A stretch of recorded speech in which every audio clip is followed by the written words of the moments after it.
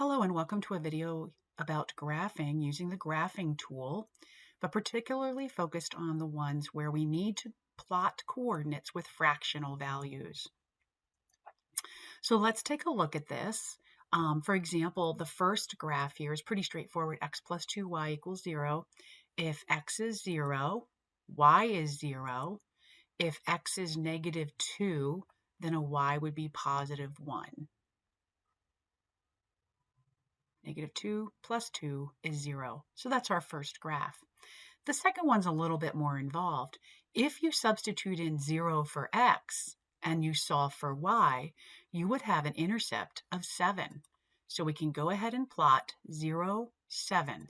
If we, however, plug in 0 for y and solve for x would be negative 10 and a half. That's a little difficult to graph, so let's try another value here. But what if we put in a value of 2 for x because we were testing various points?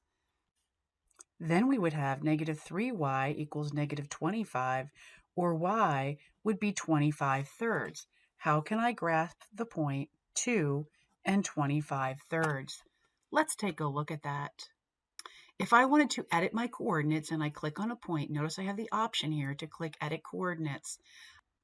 I can then type the values in here. So in this particular case, 2 and 25 thirds. I'm going to submit that. Notice the directions if you do enter decimals to pay attention to rounding. I'm going to click Save. Now I could look for where my two graphs intersect. In this particular case, negative 6, positive 3. The system of graphs is correct, and now I can enter my answer. Remember to enter your answer as an ordered pair, negative 6, positive 3.